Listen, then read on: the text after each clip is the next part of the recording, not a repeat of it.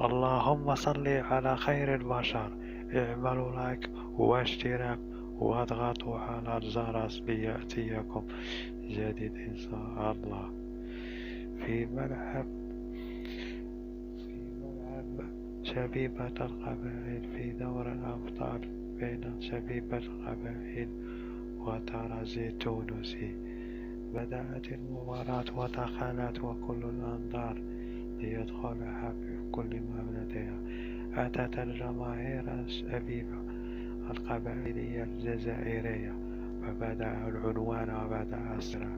بدأت هجمات من الترجي ومن شبيبة القبائل، والترجي كانت واضحة لأنها تريد أن تفعل المفاجأة، لكن الشبيبة دافعت وحتى هي هاجمت، لكن كل شيء بات واضحا.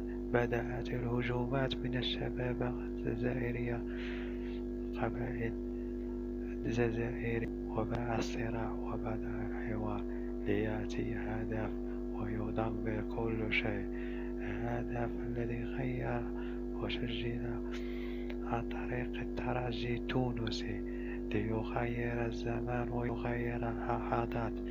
الترجي أما شبيبة القبائل فهي في حيرة أمام جماهير، فبدأت بالهجمات وبدأت الصراعات حتى بالمطالبات بضرب الجزاء ليوقف الحكم وينهي المباراة وتنهي الفوز للترجي ويكون نبيل معلول هو منتصر في مرحلة الإياب التي سيكون فيها.